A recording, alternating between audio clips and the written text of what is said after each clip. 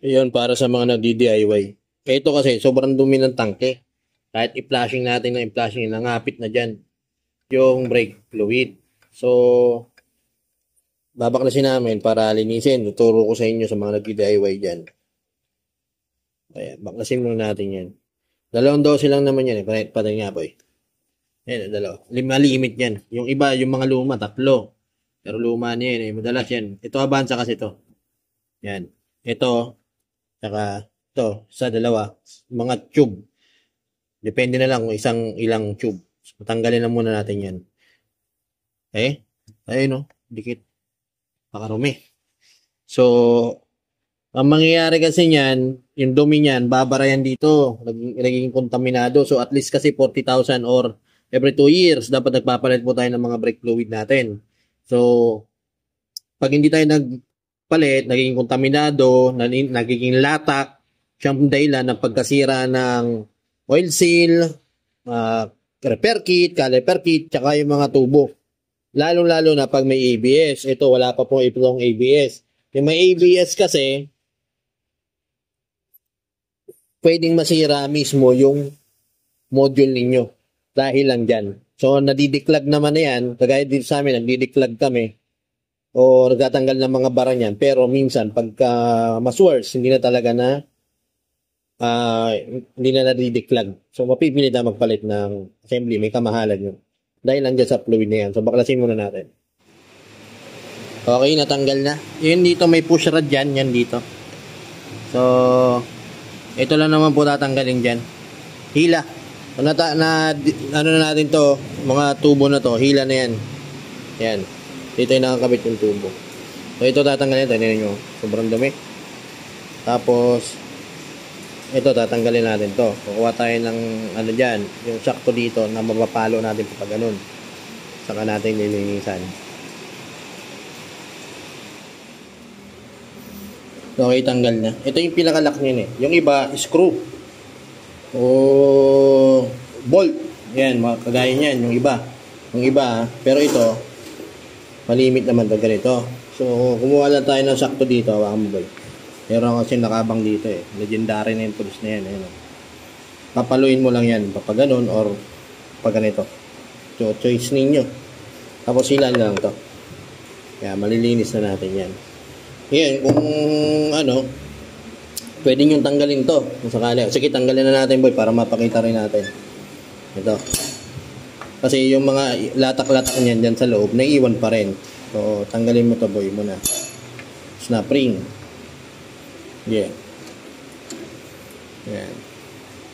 Tanggalin mo muna yan.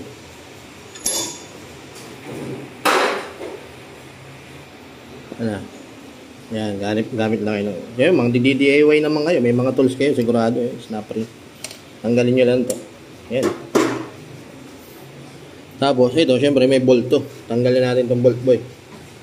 Yung iba, wala na. Pag hugot nyo nito, dire-diretso na yan. Kaya wala nang problema. Okay. Ay siya nga pala mga sir, akin to Avanza ko to. Ginawan ko lang din ng video. Wala tong totally nararamdaman. Wala lang, trip ko lang.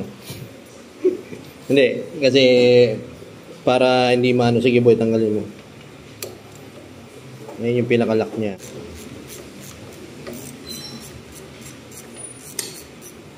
Matik na. Tingnan ko ng tray. Tak na nalabas yan. Ayun o. Ayun. Mano-manong linis na yan. Sabon lang papalinis natin dyan. Mano-mano. Yes, okay. Ito, i-spray natin to yung loob niyan. Sakali. Baka may compressor kayo. Baka may motorcycle shop dyan sa gilid-gilid ninyo. Pwede nyo panginin yan. Okay. Brush, tsaka sabon. Sige boy, tira.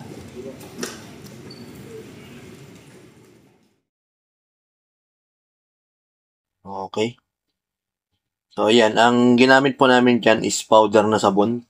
So, depende sa inyo kung anong gusto ninyo dyan. Wala kayo ng brush, paintbrush, toothbrush, kung ano man panlinis na hindi makakasira sa mga repair kit natin kasi babalik pa natin yan. So, yan. Dyan naman, binalik ko na yan, inassemble ko na. So, lagyan nyo lang ng fluid yung mga repair kit. Tapos, syempre, may picture naman. Kung di kayo familiar, picturean nyo muna bago baklas para o videohan ninyo para may babalik natin na maayos. So, ayan, inigpilan natin yung gis.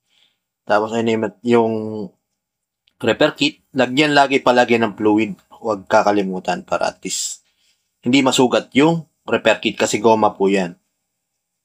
Ayan, balik natin yung tangke. Okay? Kitang-kita nyo resulta. Sabon. Powder lang po yan. O yan, iba, pwede nyo gamitan ng degreaser. Depende na po yan sa inyo kung anong gagamitin niyo. Kung baka sensitibo yung mga kamay nyo, gamit po kayo ng gloves. Ayan, paluin na natin yung lock. Ayan, okay na. Ayan, spray ko po ng brake cleaner yan, tapos sinanginan ko pa. So, papanginan nyo na lang. So, ayun. Ito na. Bali, wag nyo pong kalimutan i-bleed. Siyempre, ito, ingatan natin to. Baka ma-lost thread dyan. Palit tayo ng brake master. So, yun lang naman. Tapos, ayun na. Dapat po yan dilaw. Dilaw po. Yan. Dapat yan. Halos walang pero hanggang dito yung fluid niya, no? Halos walang laman. Hindi po yan kulay brown. Kasi ugaliin po din natin na siyempre, ang sasakyan naman natin, meron tayong tinatawag na preventive maintenance. So, periodic maintenance na dapat sinusunod natin yun. Para rin yun sa ating kapakanan. Gaya ng example ko rito, ito fluid lang yan, simple lang yan. Napabayaan natin, naging latak yan, naging kontaminado, hindi tayo nagpapalit, pwedeng sirain yan, lalo-lalo ng ABS, brake master. So, mas mauwi ka sa gastos. Diba? Basta may sasakyan, may gastos po yan. Hindi pa pwedeng wala. Okay? So, lalo pag ABS, pa nasira na, nako, mo talaga dyan yung ulo dahil napakamahal. So, ayan yung diskarte po, paano linisin to. Kaya nyo naman yan sa hangin, tapos kumbang spray. Ngayon, wag din yung kakalimutan na i-bleed. Siyempre, i-bleed po yan. Kasi unang, dyan, pagsalang nyo, walang preno yan. After yan, at least, after bleeding, road test, kung okay. Mas maganda kung may pangat o may pababang kalsada, tapakan nyo, babad nyo yung preno. Pag lumulubog pa, possible, may hangin pa. Okay? So, i-bleed nyo lang po ulit. Ulit lang ng proseso. Minsan kasi, mahirap din mag-bleed. Kaya may mga technique dyan. May mga tutorial ako niyan. Pwede nyo panoorin yung madaling mag-bleed. Okay?